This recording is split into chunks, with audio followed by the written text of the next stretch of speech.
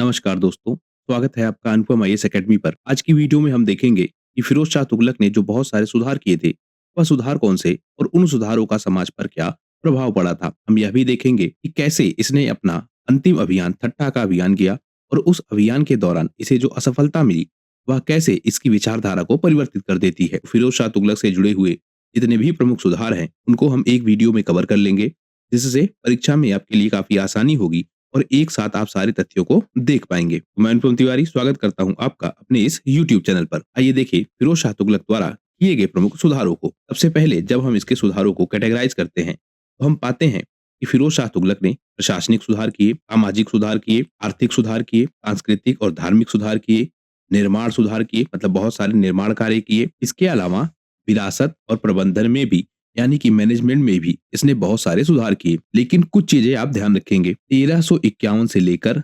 1388 तक इसका शासनकाल है। पहली बात तो यह। दूसरा, यह एक कल्याणकारी लेकिन निरंकुश शासक है, यानी अपनी ही बात यह रखता है, जो अन्य लोगों के विचार हैं उनको यह नहीं सुनता है। और खासकर हम देखेंगे कि जो धार्मिक विचार हैं अन्य धर्मों के, उनको यह नहीं सुनेगा। इस्लाम के कानून पर या शरिया के कानून पर ही अपनी व्यवस्था को स्थापित करेगा और उसी के हिसाब से पूरे समाज को चलाना चाहेगा। तो इसीलिए इसे कहते हैं मध्यकालीन भारत का पहला कल्याणकारी निरंकुश शासक। तो यह तथ्य आप ध्यान रखिएगा। इसके सुधारों को एक एक करके हम डिटेल से देख लेते हैं। सबसे पहले हम बात करते हैं प्रशासनिक सुधारों की।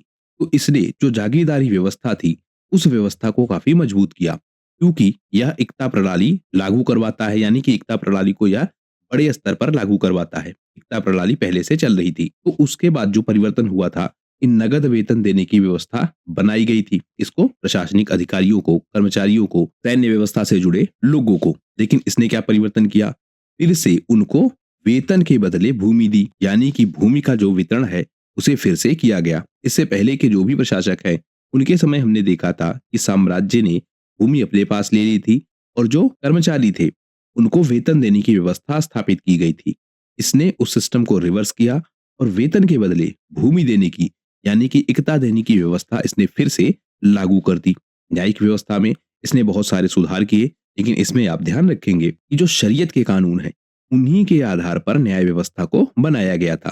तो न्यायिक प्रणाली में सरलीकरण हुआ, उसमें काफी सारे सुधार हुए और उन्हें अच्छा बनाया गया। लेकिन आधार क्या रखा गया, शरिया के कानून। जो श्रमिकों की नियुक्ति है वह भी बड़े पैमाने पर की गई, बहुत सारे श्रमिक नियुक्त किए गए।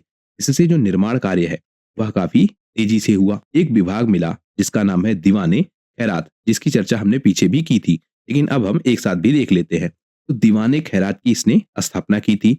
यह मुस्लिम अनाथ स्त्रियों के लिए और जो विधवाएं हैं उनके लिए बनाया गया एक विभाग था, जो इन्हें आर्थिक सहायता देता था। लेकिन ध्यान रखेंगे कि जो मुस्लिम महिलाएं हैं उनके लिए बनाया गया यह एक विभाग है। तो दीवाने खैरात क्या है, एक आर्थिक सहायता देने वाला विभाग। इसके अलावा हम देखते हैं इसके सामाजिक सुधारों को। इसमें हम पाते हैं कि जो गैर मुस्लिम है उनके प्रति जो इसका व्यवहार है वह काफी कठोर है, यानी कि जो इस्लाम धर्म के अलावा लोग हैं उनके प्रति यह काफी असहिष्णु है। अपने धर्म के प्रति यह धर्मांध है और उलेमा जो नियम बनाते हैं या उलेमा जिस तरह के इसको सुझाव देते हैं, उन्हीं नीतियों के आधार पर या उन्हीं सुझावों के आधार पर यह शरिया के कानूनों को लागू करवाता है। तो बहुत कठोर तरीके से कानूनों को लागू करवाता है, लेकिन जो अन्य धर्म के लोग हैं उनकी विचारधाराओं का सम्मान नहीं करता है।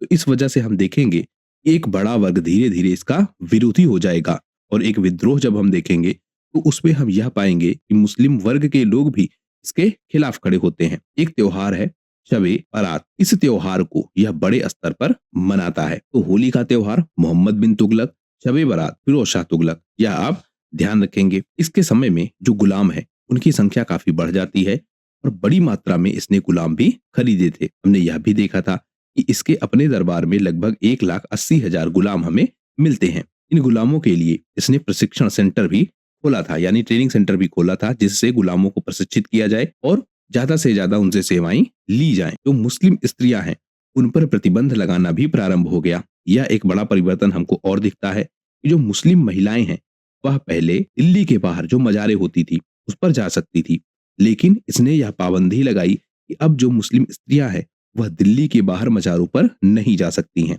तो उन पर भी यह नियंत्रण स्थापित करता है। तो सामाजिक सुधारों में इस तरह के परिवर्तन यह करता है। सबसे ज्यादा हमको देखना होगा आर्थिक सुधारों को। आर्थिक सुधारों में इसने कर व्यवस्था में सुधार किया। इसने जो 4 प्रमुख कर है उन्हीं करों को लिया। इसके अलावा जो भी कर थे, लगभग 22 कर के आसपास हम देखते हैं, उन करों को इसने समाप्त कर दिया। और समाप्त करने के बाद केवल जो 4 कर शरीयत के हिसाब से है, उन्हीं करों को यह लेता है। जैसे एक है आपका खराज, जो कि भूमि कर है। दूसरा खुम्स, जो कि युद्ध में लूट का 5वां हिस्सा है, यानी जो युद्ध में सामान मिलता है उसमें हिस्सेदारी है कर के रूप में, जिसे कहा जा रहा है खुश्म। फिर जकात, जो कि मुस्लिम अपनी धार्मिक इच्छा के अनुसार या धार्मिक भावनाओं के तहत दान देते हैं, तो एक तरह से दान है जकात। उसके अलावा एक कर है जजिया, जो गैर मुस्लिमों से वसूला जाता है। और इसमें हम ध्यान रखेंगे कि अब जो ब्राह्मण हैं उनसे भी जजिया वसूला जाने लगेगा। तो इस तरह से कर व्यवस्था में यह कई सारे सुधार करता है। इसके अलावा जो सिंचाई व्यवस्था है उसमें यह काफी विकास करता है। बहुत सारी नहरें यह बनवाता है। 4 प्रमुख नहरों की हमने बात की थी, इसका विकास इसने किया था। तो यमुना नहर, सतलज नहर, इन सारी नहरों का यह विकास करता है, जिससे जो कृषि कार्य है उसका काफी विकास होता है। मुद्रा व्यवस्था में भी यह सुधार करता है। और एक शब्द मिलेगा आपको, शशगानी। शशगानी क्या है? 6 जीतल का एक सिक्का है। तो शब्द देकर आपसे पूछा जा सकता है कि शशगानी क्या है? तो यह एक क्या है? सिक्का है। तो इसने मुद्रा व्यवस्था यह जारी की थी। 2 शब्द आपको और मिलेंगे, एक अद्धा, दूसरा बिख। बिख क्या है? चांदी का सिक्का। अद्धा क्या है? तांबे का सिक्का। तो अद्धा और बिख, यह सिक्के भी इसने चलवाए हैं। शशगानी भी आप ध्यान रखिएगा। तो आर्थिक सुधार इसने बहुत सारे किए हैं। अब हम देखें इसके सांस्कृतिक और धार्मिक सुधार, जिनके लिए यह सबसे ज्यादा बदनाम है, क्योंकि इसने बहुत सारे मदरसों का निर्माण करवाया, बहुत सारे मकबरों का निर्माण करवाया। और जो शिक्षा व्यवस्था है उसमें भी इसने इस बात का ध्यान रखा कि शरीयत के कानूनों के आधार पर ही शिक्षा व्यवस्था को आगे बढ़ाया जाए। इसने फारसी भाषा का प्रचार किया और फारसी भाषा में ग्रंथों का अनुवाद भी करवाया। इस्लाम धर्म का प्रचार इसने बहुत तेजी के साथ किया और शरीयत के हिसाब से समाज चले, इस बात पर इसने बहुत जोर दिया। शिक्षा व्यवस्था में इसने एक बड़ा परिवर्तन किया कि जो व्यावसायिक शिक्षा है उसके पाठ्यक्रम की इसने शुरुआत की। एक ग्रंथ आपको मिलेगा जिसका अनुवाद इसने फारसी भाषा में करवाया था। तो यह फारसी भाषा का जो प्रचार प्रसार है वह करना चाह रहा था। तो एक ग्रंथ क्या है? अलायत ए फिरोज शाही। इसका इसने अनुवाद करवाया था। कहाँ से? संस्कृत भाषा से फारसी भाषा में। यह जो ग्रंथ था, मूल ग्रंथ संस्कृत भाषा वाला, यह दरअसल नक्षत्र और विज्ञान से संबंधित था। तो हम जब इससे जुड़े तथ्यों को देखेंगे तो हम उसमें देखेंगे कि यह बहुत सारे ऐसे साइंटिफिक अप्रोच के साथ भी आगे बढ़ेगा, जिसमें इस ग्रंथ का उपयोग करके जो नक्षत्र है और जो साइंस है, टाइम है, धूप घड़ी है, उन सब के विषय में भी यह काफी योगदान देगा। उन सब पर भी यह काम करेगा। तो संस्कृत भाषा से इस ग्रंथ का अनुवाद कराया गया। एक सूफी संत हैं, उनका नाम क्या है? फरीरुद्दीन गज शंकर। यह इनका अनुयायी है, इनकी बातों को यह मानता है, उनका एक तरह से यह शिष्य है, ऐसे आप समझ सकते हैं। ये हैं कौन? फरीरुद्दीन गजशंकर। यह अजोधन के निवासी एक संत हैं। तो यह भी आप ध्यान रखेंगे। एक आपको मकबरा मिलेगा, कौन सा? संतर सालार मसूद गाजी का मकबरा है। कहाँ पर? बहराइच में। और कहा जाता है कि इस मकबरे पर 1374 से लेकर 1375 के बीच यह 2 बार दर्शन करने गया था। तो एक श्रद्धा है इसकी इस मकबरे के प्रति। तो तथ्य के रूप में आप ध्यान रखेंगे कि यह भी आपसे पूछा जा सकता है। तो इसके यह प्रमुख सांस्कृतिक और धार्मिक सुधार है। अब हम देख लेते हैं इसके जो निर्माण सुधार है। यह बहुत सारे निर्माण कार्य भी करता है और उसके माध्यम से समाज का विकास भी हमें देखने को मिलता है, क्योंकि यह बहुत सारी नई बस्तियों की स्थापना करता है, जैसे फिरोजाबाद, जौनपुर, हिसार। तो यह नई नई बस्तियां भी बसाता है। इससे पिछले वीडियो में हमने काफी डिटेल से चर्चा की थी कि क्यों यह नई बस्तियां बसा रहा था। उसको बसाए जाने के पीछे जो कारण है वह कौन से थे। हमने प्रशासनिक कारण भी देखे, आर्थिक कारण भी देखे, धार्मिक कारण भी देखे। तो अगर आपने वह वीडियो ना देखा हो तो उसे आप एक बार देख सकते हैं। इससे बहुत डिटेल में आपको पता लग जाएगा कि इन नगरों की स्थापना क्यों की गई थी। इन नगरों की स्थापना के अलावा अन्य जो इसने परिवर्तन किए थे, उन परिवर्तनों पर भी हमने डिटेल में उस वीडियो में चर्चा की है। तो इससे पहले जो एक वीडियो अपलोड किया गया है उसमें काफी डिटेल से इन सारे प्रश्नों की चर्चा है। नई बस्तियों का यह निर्माण करवाता है। इसके अलावा यह कुतुब मीनार की मरम्मत भी करवाता है। कुतुब मीनार से जुड़े 2-3 तथ्य आप ध्यान रखिएगा। इसे बनवाया किसने है, यानी कि इसका निर्माण शुरू किसने करवाया है, तो वह है कुतुबुद्दीन ऐबक। और किसने योगदान दिया? इल्तुतमिश ने। लेकिन इसके साथ आप यह ध्यान रखिएगा कि इसके निर्माण में और भी कई लोग शामिल हैं, जैसे फिरोज शाह तुगलक भी शामिल होगा, लेकिन यह क्या करेगा, मरम्मत करवाएगा। इसी तरह से जो आपका शेर शाह सूरी है वह भी इसकी मरम्मत करवाएगा। इससे पहले जो अलाउद्दीन था, अलाउद्दीन खिलजी, उसने भी इसकी मरम्मत करवाई थी। इसके अलावा जो इब्राहिम लोदी है, लोदी वंश का, वह भी इसकी मरम्मत करवाता है। तो बहुत सारे लोग कुतुब मीनार से जुड़े हैं, इन्हें आप ध्यान रखिएगा। वो कुतुब मीनार की यह मरम्मत करवाता है। जो सांस्कृतिक स्मारक हैं उनका भी यह निर्माण करवाता है। बड़े स्तर पर यह मस्जिदों की, महलों की और बागों का निर्माण करवाता है। हमने देखा था लगभग 12,000 बागों का यह निर्माण करवाता है। इसने धूप घड़ी और जल घड़ी भी लगाई थी। इसकी चर्चा भी हमने पीछे की, जो इसने संस्कृत ग्रंथ को फारसी में अनुवादित करवाया था। तो जिस बेसिस पर या जो कंटेंट है उस ग्रंथ के, उनमें हम पाते हैं कि ऐसे जो नक्षत्र से जुड़े तथ्य हैं उनका काफी डिटेल में वर्णन है। तो उन सब से प्रेरणा लेकर यह धूप घड़ी, जल घड़ी, यानी कि जो नक्षत्रशाला है उससे संबंधित इनोवेशन करने की कोशिश करता है। एक तथ्य और बहुत इंपॉर्टेंट है, अशोक के 2 स्तंभ हैं। कहाँ पर? एक टोपरा में, दूसरा मेरठ में। टोपरा कहाँ है? अंबाला, हरियाणा में। तो टोपरा का स्तंभ और मेरठ का स्तंभ, यह दोनों स्तंभ यह दिल्ली ले जाकर उन्हें फिर से स्थापित करता है।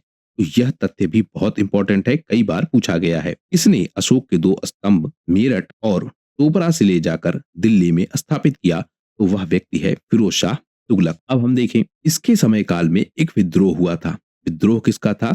महदवियों का विद्रोह। यह विद्रोह बहुत फेमस है। क्यों? अभी हम समझते हैं। यह फिरोज शाह तुगलक की जो धार्मिक कट्टरता की भावना थी, उस भावना के खिलाफ हुआ यह पहला विद्रोह था। लेकिन इसमें ध्यान रखने वाली बात यह है कि इसको किया किसने है? सैयद मोहम्मद जौनपुरी ने। तो मुस्लिम जगत से जुड़ा हुआ ही व्यक्ति मुस्लिम साम्राज्य के विरुद्ध विद्रोह करता है, और उसका आधार क्या है? धार्मिक कट्टरता। यह कर क्या रहा था? जो इस्लामी रूल्स हैं या जो शरीयत के कानून हैं, उन कानूनों के आधार पर सामाजिक व्यवस्था बना रहा था, अपने नियम कानून बना रहा था। तो वह नियम कानून इतने बुरे थे या इतने कठोर थे कि उसके कारण जो मुस्लिम धर्म से जुड़े लोग भी हैं वह भी विद्रोह करने आगे आ जाते हैं। इसीलिए यह विद्रोह इतना फेमस है। तो महदवियों का विद्रोह हुआ। विद्रोह किया किसने? सैयद मोहम्मद जौनसारी ने। और यह सैयद मोहम्मद जौनसारी अपने आप को क्या कहता था? यह खुद को कहता था मेहदी। मेहदी मतलब ऐसा व्यक्ति जो इस्लामी परंपरा में एक उद्धारक के रूप में आता है। तो यह इसी भावना के साथ आता है। यह कहता है कि जो मूल इस्लाम व्यवस्था है उसमें बहुत सारे परिवर्तन कर दिए गए हैं। इस इस्लामी व्यवस्था में सुधार करने की जरूरत है। उसी कारण से यह विद्रोह करता है। हालांकि यह विद्रोह दबा दिया जाता है। तो कारण अगर हम देखें विद्रोह का, तो जो धार्मिक कट्टरता है और जो असहिष्णुता की नीति है वह सबसे ज्यादा प्रमुख कारण है। इस्लाम धर्म का प्रचार, उसके विचारों का प्रसार इतनी तेजी से और इतनी कठोरता के साथ किया जाता है कि इस्लाम धर्म के लोग ही विरोध करने लगते हैं। इस व्यवस्था के तहत जो फिरोज शाह तुगलक ने बनाई थी, इसके तहत केवल उलेमाओं की बात सुनी जाती थी, और उलेमा जिस तरह से शरिया को डिफाइन करते थे उसी आधार पर यह कानूनों को बनाता था। तो विद्रोह होने का कारण यह था कि जो आपका मोहम्मद जौनपुरी है उसको ऐसा लगता है कि जो इस्लाम के मूल कानून है या इस्लाम की जो मूल परंपरा है, मूल विचार है, उसको इसने परिवर्तित कर दिया है। किसने? फिरोज शाह तुगलक ने। और इस्लाम को ही कहीं ना कहीं खराब कर दिया है। तो यह सुधार करने की कोशिश करता है। शरीयत के कानून जिनको लागू करवाया गया है, इसके हिसाब से वह कानून ठीक नहीं है। शरीयत को कहीं ना कहीं गलत तरीके से प्रिडिक्ट किया गया है। इसलिए यह सुधारों की कोशिश करता है, और यह कोशिश करता है कि जो अन्य धर्म के लोग हैं उनकी स्वतंत्रता भी बनी रहे। विद्रोह यह होता है, और इस विद्रोह के कारण जो फिरोज शाह तुगलक की नीति है शरीयत के हिसाब से समाज को नियंत्रित करने की, उस पे एक बड़ा क्वेश्चन मार्क लग जाता है। क्योंकि जब इस्लाम धर्म के ही लोग इसका विरोध करने लगते हैं तो इसके जो नियम कानून है वह अपने आप में क्वेश्चनेबल हो जाते हैं। इसकी जो धार्मिक नीतियां हैं उस सब के कारण असंतोष फैल रहा था, और उस असंतोष को लीड किया एक व्यक्ति ने। इसने मोहम्मद जौनसारी ने। यह कहता था कि अल्लाह ने उसको चुना है, और जो व्यक्ति इस्लाम से भटक गए हैं, मूल इस्लाम सिद्धांत को भूल चुके हैं, उन व्यक्तियों को यह सुधारेगा और जो मूल सिद्धांत है उसके हिसाब से फिर से स्थापित करेगा शरीयत के कानूनों को। तो यह मूल सिद्धांतों की बात करता है। लेकिन फिरोज शाह तुगलक के जो कानून है उनके कारण हो क्या रहा था? जो सामाजिक मेल जोल है उसमें बहुत दिक्कतें आ रही थी। एक वर्ग ज्यादा ताकतवर रूप से या ज्यादा कठोरता के साथ जो दूसरा वर्ग है उस पर अपने नियम थोपने की कोशिश कर रहा था। तो विद्रोह धीरे धीरे प्रारंभ हो जाता है और धार्मिक स्वतंत्रता की मांग उठने लगती है। यह विद्रोह जब हुआ, इस पर फिरोज शाह की प्रतिक्रिया क्या थी? सबसे पहले जो शिया और सुन्नी उलेमा है वह प्रतिक्रिया देते हैं और उसी के हिसाब से फिरोज शाह तुगलक भी अपनी प्रतिक्रिया या अपना रिस्पॉन्स देता है। ये जो आपके उलेमा है यह कहते हैं कि जो जौनसारी है यह जानबूझकर इस्लाम को बदनाम कर रहा है, यानी कि जो कानून फिरोज शाह तुगलक ने लागू किए हैं वह कानून ठीक है। यह व्यक्ति जानबूझकर फिरोज शाह तुगलक को बदनाम कर रहा है और ऐसे व्यक्ति को कठोर सजा दी जानी चाहिए, ऐसा उलेमा मानते थे। इसी कारण से जो फिरोज शाह तुगलक है वह कठोर प्रतिक्रिया देता है और सैन्य अभियान करता है। बड़ी मात्रा में या बड़ी संख्या में सैनिकों को भेजकर इस अभियान को या इस विद्रोह को दबा देता है। जिन्होंने भी विद्रोह किया था उनको कठोर से कठोर दंड दिया जाता है। तो इस तरह से इस विद्रोह को दबा दिया जाता है। लेकिन बहुत फेमस विद्रोह है क्योंकि इस्लाम धर्म के ही लोग इस्लाम के ही खिलाफ या शरीयत के जो कानून स्थापित थे उन्हीं के खिलाफ विद्रोह करने लगते हैं। एक तथ्य आपको और देखना होगा, जो फिरोज शाह तुगलक है इसका एक अंतिम सैन्य अभियान है। अभियान कहाँ का है? सिंध का या ठट्टा का। तो ठट्टा ज्यादा पूछा जाता है। अभियान हुआ कब? 1365 से 67 के बीच। यह जो इसका अभियान है यह बहुत इंपॉर्टेंट है। क्यों? क्योंकि यह अंतिम इसका सैन्य अभियान है। एक चीज। दूसरा, इस अभियान के बाद यह बहुत सारे परिवर्तन करेगा। इसकी विचारधारा में बहुत सारा परिवर्तन आएगा। ऐसा परिवर्तन, सबसे बड़ा परिवर्तन यह कि अब इसको यह बात ठीक से समझ में आ जाएगी कि युद्ध के माध्यम से साम्राज्य का विस्तार करना एक बहुत रिस्की नीति है। तो इस नीति को ही यह त्याग देगा। मतलब अब इसके बाद यह सैन्य अभियान नहीं करेगा, साम्राज्य विस्तार के लिए कोई युद्ध नहीं करेगा। तो जो आपका ठट्टा का क्षेत्र है, सिंध का क्षेत्र, यह एक इंपॉर्टेंट क्षेत्र था। क्यों? क्योंकि जो सिंध नदी का क्षेत्र है उसका एक तो उपजाऊ क्षेत्र था, तो उत्पादन बहुत अच्छा होता था। दूसरा, जो व्यापारिक केंद्र है वह भी हमको यहाँ मिलता है। तो एक प्रमुख व्यापारिक केंद्र के रूप में, एक मीटिंग पॉइंट के रूप में यह बहुत फेमस था। मीटिंग पॉइंट किसका? जो व्यापारी हैं उनका। तो आर्थिक रूप से यह बहुत महत्वपूर्ण क्षेत्र था और यह कोशिश क्या कर रहा था? इस क्षेत्र पर नियंत्रण कर ले और जो पुरानी नीतियां थी यानी पुराने सुल्तानों की नीतियां कि व्यापारिक क्षेत्र पर नियंत्रण करके वहां से टैक्स वसूला जाए, लेकिन इसकी नीति भी फेल कर जाती है और जो सिंध का क्षेत्र है जहां पर इसने आक्रमण किया है ठट्टा में, वहां पर यह युद्ध हार जाता है। जो आपका ठट्टा का क्षेत्र है यहाँ पर सुमरा और सामा यह दो वंश थे जो शासन व्यवस्था को चला रहे थे। इन्होंने दिल्ली सल्तनत की अधीनता स्वीकार करने से मना कर दिया। इनको निमंत्रण दिया गया कि यह दिल्ली सल्तनत के अधीन आ जाए, यानी कि जो व्यापारिक केंद्र है ठट्टा का वह कोशिश की जा रही थी कि दिल्ली सल्तनत के अधीन आ जाए, लेकिन इन दोनों ने मना कर दिया। इसके कारण आक्रमण हुआ। आक्रमण होने के बाद हम जब इसके परिणामों को देखते हैं तो हुआ क्या? बहुत बड़ी सेना भेजी थी किसने? फिरोज शाह ने। लेकिन इस सेना को सिंधु नदी पार करना था। सबसे बड़ा चैलेंज तो यह था। उसके अलावा जब किसी तरह से सेना ने सिंधु नदी को पार किया, उसके बाद भी जो वहां की परिस्थितियां थी वह बहुत कठोर थी। समस्या अभी समाप्त नहीं हुई थी। जब इसकी सेना और आगे बढ़ी तो जो वहां के स्थानीय लोग हैं वह अपने राजा के साथ मिल जाते हैं और इसे एक बाहरी आक्रमणकारी के रूप में देखते हुए सब मिलकर इसका मुकाबला करते हैं। इस कारण से जो यह युद्ध है वह काफी लंबा चलता है और फिरोज शाह तुगलक के लिए यह युद्ध जीतना मुश्किल हो जाता है। यहाँ से एक तथ्य आप और देखेंगे कि जब स्थानीय लोग राजा के साथ मिलकर इसी विद्रोह को रोकने की कोशिश करते हैं तो भले ही एक शक्तिशाली राजा या एक शक्तिशाली सुल्तान आक्रमण कर रहा हो, उसके असफल होने की जो संभावना है वह काफी बढ़ जाती है। भारतीय समाज में या उस समय के भारतीय समाज में यह समस्या आपको बहुत ज्यादा मिलेगी। इसीलिए जो आक्रमण हुए वह ज्यादा सफल हो पाए थे। तो कड़ा प्रतिरोध हुआ और इन सब कारणों के अलावा जो भौगोलिक परिस्थितियां हैं, दलदली जमीन है, उन सब के कारण जो इसकी सेना है वह काफी कमजोर हो गई। धीरे धीरे आपूर्ति की भी कमी हो गई। आपूर्ति में जो सेना है उसके लिए भोजन, उसके लिए जो अन्य साधन है, उन सब की कमी हो गई। जो पूरा सिस्टम था वह पूरा सिस्टम ही डिस्टर्ब हो गया। धीरे धीरे इसके सैनिक लगातार कमजोर होते रहे और जो प्रतिरोध है वह लगातार तेज होता रहा। इसके अलावा अंत में हम देखते हैं कि जो इसकी सेना है उसमें महामारी भी फैल जाती है। तो आपूर्ति की कमी है, आगे बढ़ना काफी मुश्किल है। परिस्थितियां यानी कि भौगोलिक परिस्थितियां इनके अगेंस्ट हैं, कड़ा प्रतिरोध इनको मिल रहा है। इन सब कारणों से जो यह सैन्य अभियान किया गया, इसमें बहुत सारा धन तो खर्च हुआ, लेकिन कोई भी सफलता नहीं मिली। जिस तरह से मोहम्मद बिन तुगलक के साथ भी हो रहा था। उसने जब खुरासान का अभियान किया था, तो जो यह आक्रमण था ठट्टा का, यह पूरी तरह से फेल हो जाता है और एक बड़ी विफलता के रूप में दिखता है किसकी? फिरोज शाह तुगलक की। इसके बाद फिरोज शाह तुगलक अपनी नीति ही परिवर्तित कर देता है। वह यह मानने लगता है कि सैन्य अभियानों के बाद किसी क्षेत्र पर अधिकार करना या उसे अपने नियंत्रण में लाना काफी कठिन कार्य है और इस नीति को ही यह छोड़ देता है। तो इस तरह से हम देखते हैं कैसे जो ठट्टा का आक्रमण था उसने फिरोज शाह तुगलक की नीति को ही बदल के रख दिया। एक अगला तथ्य हम देखें, जो फिरोज शाह तुगलक हैं और जो मंगोल हैं, वह समस्या कहाँ पर खड़ी है? क्योंकि मंगोलों के आक्रमण बहुत लंबे समय से हो रहे थे और हम देखते हैं कि जब बलबन का काल है, अलाउद्दीन खिलजी का काल है और यहाँ तक जो मोहम्मद बिन तुगलक का काल है, वहां तक आक्रमण हो रहे थे। अलाउद्दीन के समय तो बहुत तेजी से आक्रमण हो रहे थे और अलाउद्दीन ने उन आक्रमणों को बहुत शक्तिशाली तरीके से रोक के रखा। लेकिन आपको ध्यान क्या रखना होगा कि आक्रमण यह हो रहे थे, तो इस समय क्या हुआ? इन आक्रमणों के साथ जो मंगोल शासन है, इस समय वह आक्रमण नहीं हुए। यह तथ्य है, ध्यान रखिएगा। फिरोज शाह तुगलक के काल में मंगोलों के आक्रमण नहीं हुए। कारण क्या है?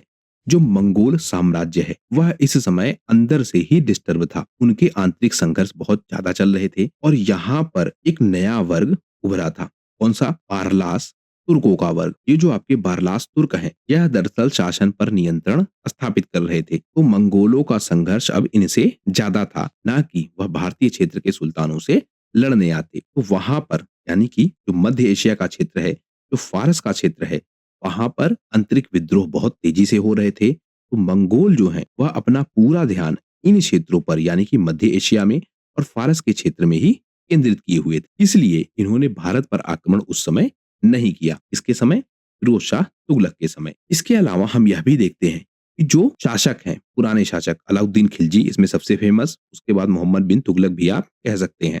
इन्होंने बहुत सारे सैन्य सुधार किए, बहुत सारे किले बनवाए, जिसने धीरे धीरे इतनी बड़ी सुरक्षा व्यवस्था स्थापित कर दी कि मंगोलों का आक्रमण करना भी काफी कठिन हो चुका था। तो एक तो मंगोल अपनी आंतरिक समस्या से दुखी थे, दूसरा जो सुरक्षा व्यवस्था स्थापित की जा चुकी थी वह काफी मजबूत थी, इस वजह से यह आक्रमण नहीं हुए। तो इस तरह से हम देखते हैं कि कैसे फिरोज शाह तुगलक के समय मंगोलों के आक्रमण नहीं हुए थे। प्रीलिम्स में आपसे पूछा जाएगा कि वह कौन सा दिल्ली सल्तनत का सुल्तान था जिसके समय मंगोलों के आक्रमण नहीं हुए। मेंस में आपसे पूछा जाएगा कि मंगोलों के आक्रमण क्यों नहीं हुए। दोनों चीज आप ध्यान रखिए। अगला तथ्य हम देखें वह यह है कि जो फिरोज शाह तुगलक है, इस पर इतिहासकार किस तरह के मत रखते हैं, क्योंकि प्रीलिम्स में कई बार लाइनें देके मतलब इतिहासकारों की लाइनें देकर आपसे पूछ लिया जाएगा कि यह किसने कहा है और क्यों कहा है। और मेंस में क्या करेगा? इतिहासकार की लाइन ही प्रश्न के रूप में आपसे पूछ लिया जाएगा। जैसे आरसी मजूमदार क्या कहते हैं कि फिरोज इस युग का सबसे महान, धर्मांध और इस क्षेत्र में सिकंदर लोदी और औरंगजेब का अग्रस्त। यह किसका कथन है? आरसी मजूमदार का। यही प्रश्न देकर आपसे पूछ लेगा कि इस तथ्य से या इस कथन से आप किस हद तक सहमत हैं। यह मेंस का क्वेश्चन बन गया। तो फिरोज शाह तुगलक जो सिकंदर लोदी की नीतियां हैं, औरंगजेब की जो नीतियां हैं, उन नीतियों की शुरुआत करने वाला यह व्यक्ति है। यानी कि जब आप औरंगजेब को देखेंगे तो वह भी एक धर्मांध व्यक्ति हमको मिलता है। जो गैर इस्लामिक हैं उनके प्रति यह बहुत कठोर नीति अपनाता है। उसी क्रम में हम देखते हैं जो फिरोज शाह तुगलक वह इनका अग्रज है, यानी कि इसने शुरुआत की है, बाद में ये लोग अंजाम देंगे या आगे बढ़ाएंगे इसकी नीति को। इसने अपने को खिलाफा का नायब पुकारा और अपने सिक्कों पर खलीफा का नाम भी अंकित करवाया। हेनरी एलियट और एलिफिंटन यह क्या कहते हैं? यह कहते हैं कि यह सल्तनत युग का अकबर है, यानी कि अकबर ने जिस तरह से नीतियां चलाई उसी तरह की नीतियों के साथ यह भी आगे बढ़ता है।